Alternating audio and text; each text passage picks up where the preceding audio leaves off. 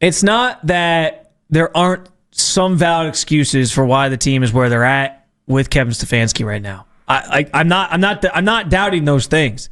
Like, yeah, the quarterback situation has been atrocious since 2020 with Baker. Somehow they found a way to make the playoffs despite that in 2023. That's great. That's awesome. But like, yeah, the quarterback situation is part of this. And how, again, what percentage Kevin Stefanski played in acquiring Deshaun Watson, we will never know. They just continue to tell us it was a group effort. We all did this together. We all had a role in it. So if that's the case, like, some of the blame does belong to Stefanski in that regard. There's been other circumstances. Injuries every year, for sure, have played a role. I am not denying the fact that there are certain Andrew Berry's drafts up until this year have been questionable. He hasn't always had like a great stockpile of players coming in to sort of fill out the roster after the guys that they built around. Yes, you can point and say there's this circumstance, there's that circumstance, make quirks in the schedule that made life hard for you in certain situations. Whatever you want to do, I get it. There are some valid excuses as to why the team has been bad the last couple years. But at the same time, at some point, you are what your record says you are. You are what your offense says you are. And the reason I say that is because Kevin Stefanski's offense hasn't scored 20 points in 10 games. And I'm looking around the league, and I'm seeing some of these guys that he's compared to, by the way. He is compared to some of these other... He's compared to the guy that he was coaching against last week, Kevin O'Connell. Kevin O'Connell had 3/5 of his offensive line banged up, and the corpse of Carson Wentz at quarterback... I get they have one of the best receivers in the game. I understand that. 73% of his passes. Yeah, and I get like defense isn't Kevin Stefanski's specialty, so that's on Jim Schwartz, like whatever. But at the end of the day, man, like at some point you gotta wear what the results are. And somehow Kevin O'Connell got his team to score 20 points with those circumstances. Somehow Kyle Shanahan with Mac Jones. Kyle Shanahan's turned Mac Jones into like what he was supposed to do when he was drafted Kittle in the first round. Without Ayuk out there. So it's like... Again, I am not saying fire Kevin Stefanski right now today. I still think Kevin Stefanski can be part of the solution here. I like Kevin Stefanski as a person. I like him generally as a coach. I think I've soured a little bit on some of the stuff he's doing, but maybe that is personnel related. I want to see more with these two young quarterbacks, and if he can get something out of them, if this offense can take another step, great. I think that's good signs moving forward for him. But I think it's fair to at least be questioning at this point if he should be the long-term answer. And I understand where people are coming from and asking that question. And last week was bad in terms of the management of the game, where I think it certainly is at an all-time high right now because of that. But I can't sit here forever, and it's the same thing people are clearly doing in Pittsburgh, like we talked about with Jeff. I can't sit here forever and just be like, well, hey, he did this thing and he did that thing, and like that, like making excuses. At some point, you got to decide if he's going to continue to work here. I think ultimately him and Andrew Berry are probably both safe, because I think the plan for this year was it's a mulligan. Let's see what you can do in 2026.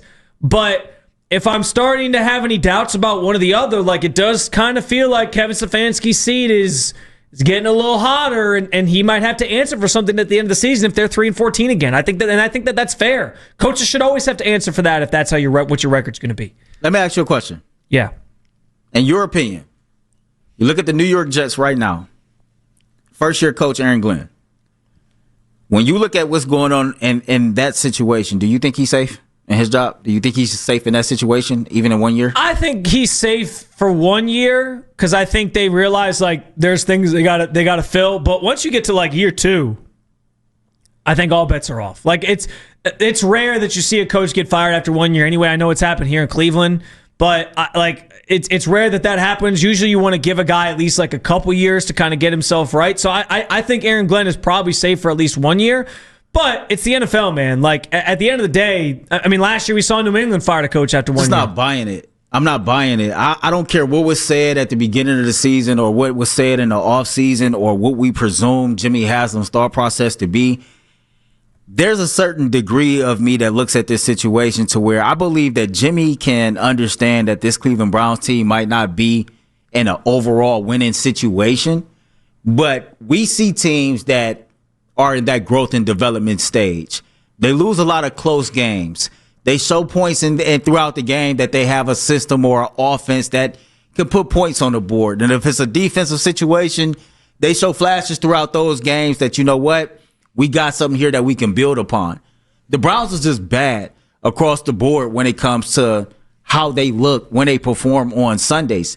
And I find it hard to believe that a head coach that's been here for 6 seasons needs every single thing to line up in a perfect situation for him to even have average level of success. People saying that he didn't have his franchise quarterback, so that's the reason why we can't score 20 points. That's the reason why he done won, 3 or 4 games in the last 22, 23. Like, I'm not buying that for the simple fact, if you are an offensive-minded head coach, you should be able to have a system in place that no matter who you put in there, you can at least score the NFL average. That's not asking for too much from a guy who was an offensive coordinator, who's been a head coach here for a long period of time, and who claims that this is his specialty. And then you hire guys that's supposed to help make this offense more creative and more explosive, and we don't even see that. We can if we weigh the pros and cons to Kevin Stefanski, I bet you the bad outweigh the good. That's where we at with it. I think one of the most sad things you said, Earl, is that it's been 6 years. And, yeah, there's some good in there. You made the playoffs twice. Yeah, I'm not denying all those things. But it's also gotten worse. Like, things have gotten worse. And yes, there are circumstances as to why it's gotten worse. But it's gotten worse. Like, and I wanted to read this tweet because this got me kind of fired up when you were talking. Again, Twitter or social media reactions brought to you by Shab & Jewel's Cleans from Injury Store. 5 is Fast says, before going 3 years without draft picks, he made the playoffs twice, once with 4 quarterbacks, won Coach of the Year twice. It's the most stability we've had here, and y'all want to go back to the old way, new coach every year for what? Okay. Nobody's saying new coach every year. He's been here 6 years. What? Do you know what Kevin Stefanski's record is in the last 25 games? Do you know what his overall record is? How are you going to sit up here? I'm going to let you cook on this. We might as well take this to 40. But how are you going to sit up here and say that? Let's keep it a buck. Me and you was working at this station when Baker was playing with that bump shoulder, right? Yeah. If you was the grown man in the room, if you was the adult in the room, if you had authority over the situation, you would have never mishandled your quarterback. Not only did you keep trotting him out there to start, but at that time, all of a sudden, you was drawing up plays 15, 20 yards downfield, and you knew he had a bump throwing shoulder. Kevin Stefanski has, in my opinion, some ways about him that's petty.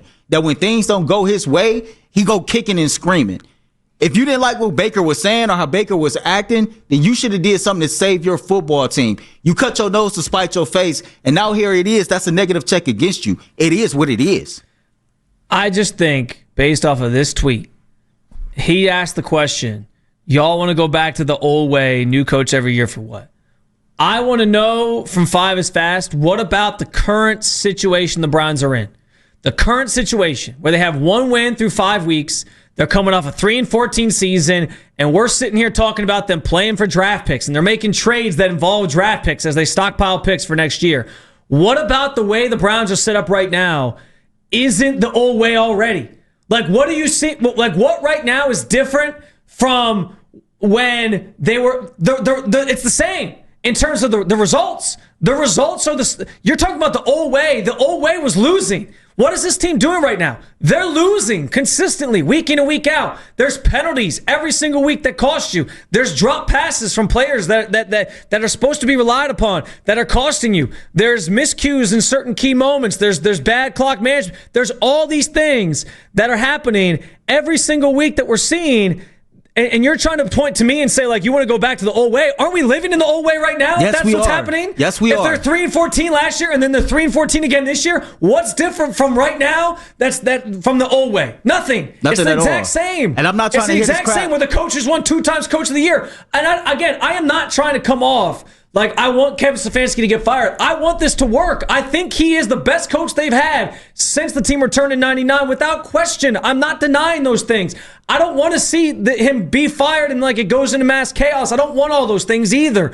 But if they're 3-14 again, I don't know that you can just justify like, well, let's just bring him back for patience sake. Like that for continuity's sake. Like at some point, somebody has to own that. And it falls on the coach. And ultimately it comes down to like what this thing looks like. If you're 3-14 again, how you get there matters. And that's why I think the question that we're asking about tomorrow's game, if things get ugly in Pittsburgh, is it the beginning of the end for Kevin Stefanski? I think the answer can be yes. Because right now you got a locker room that is fragile. You saw the team trade 2 players this week. One of them, to Dan Lobby's point, maybe less surprising in Joe Flacco. He was benched, so okay. But then you trade Greg Newsome, who people are calling a glue guy in the locker room. What happens when you lose glue guys? Sometimes the locker room falls apart. Like, you have Denzel Ward saying he was emotional about losing that player. You traded 2 players this week. You're trying to convince everybody, hey, we're still trying to win. We're still trying to be competitive. Some guys are going to buy that no matter what. But then you got guys like Jerry Jeudy who are like, yeah, I don't really know what the 4-way quarterback competition was about. This is where we're at now 5 weeks into the season. Like, it's a fragile locker room. So if they go out there tomorrow and they get boat raced, I think it absolutely could be the beginning of the end because things could only spiral from there. He could lose the locker room. And if he loses the locker room, I don't care what other excuses they're all for all the other years. I don't care how many Coach of the Year awards he has. You're gonna have to make a tough choice to potentially move on because you can't just bring a guy back just to bring a guy back. And just for more context to this, in April of 2021, the San Francisco 49ers traded 3 first-round picks for the rights of Trey Lance, right? I don't think Kyle Shanahan is going around talking about I couldn't have success because I didn't have first-round picks. They ended up hitting on that same draft with Brock Purdy. Yeah, they figured it out. The point of that is that trade didn't hinder them from having success. You know why? Because they hit on other draft picks, and they had a coach that was good enough that can work with the talent that was on the team. If tomorrow gets ugly in Pittsburgh, could it be the beginning of the end for Kevin Stefanski? Earl, I know I kind of stole the thunder at the end of the segment there, so I don't know. Like, how do you feel about this? Do you see a world where if things... Because, again, we know the history of coaches getting fired in Pittsburgh after losses. I don't think that's happening tomorrow. I think if we talk about Jimmy Haslam learning from his experiences as an owner, I think he's learned that there's not really a lot of good that comes from firing a coach midseason. I think he understands that. I think he would wait till the end of the year to do any sort of decision like that. But I do think that this game could start a process where if things spiral from here, if Kevin does lose the locker room, I think we could end up tracing it back to this game specifically. How do you feel about the prospect of tomorrow's game being almost this beginning of the end type thing for Kevin? I think it's been a beginning of the end for the last few weeks, if I'm being real. And I think that this game matters to Jimmy Haslam more than what people really believe it does. If you go through the history of time, a Steelers game has really swung the pendulum one way or another of how he feels about current head coach.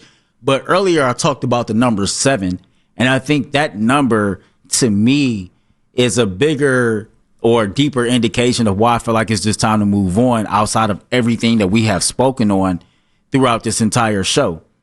The number 7, this is year number 6 for Kevin Stefanski as the Cleveland Browns head coach. Of all the head coaches that has been tenured with their current team or throughout history with whichever team that they were on, if they didn't win a Super Bowl, and that's the ultimate goal here, right, is to win a Super Bowl. If they didn't win a Super Bowl within the first 7 years of that tenure with said organization, they never completed that task. Now, if you just jog through your memory while we're having this conversation, and you that's true, huh? And you think about coaches that you have watched over the history of time that was within the organization for a long period of time. Think about Jeff Fisher when he was with the Tennessee Titans, then, of course, with the L.A. Rams. Yeah, he made it to a Super Bowl, but they didn't win it. 500 Fisher. Think about Andy Reid when he was in Philadelphia.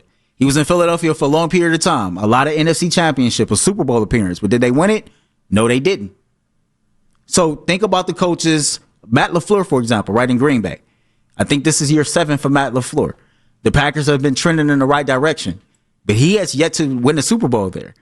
The data says if he doesn't win the Super Bowl this year, that's wild. They won't win it. Think about Sean McDermott in Buffalo. How long he's been there?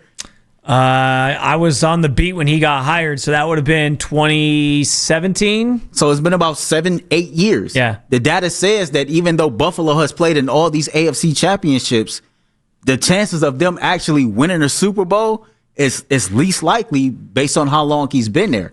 Now flip it around and think about this. Sean McVay won a Super Bowl within his first 7 years with the Rams. Andy Reid in Kansas City won a Super Bowl within his first 7 years there. Mike Tomlin, we just talked about 8 straight playoff losses. Guess what? He won a Super Bowl within his first 7 years as the head coach of the Pittsburgh Steelers. We talk a lot about Kyle Shanahan. Shanahan has been to the Super Bowl twice. They haven't won it. I'm pretty sure he's coming up on that year 7 mark as well.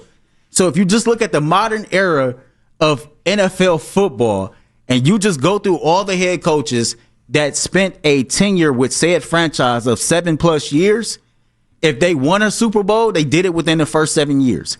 If they didn't win one, it never happened.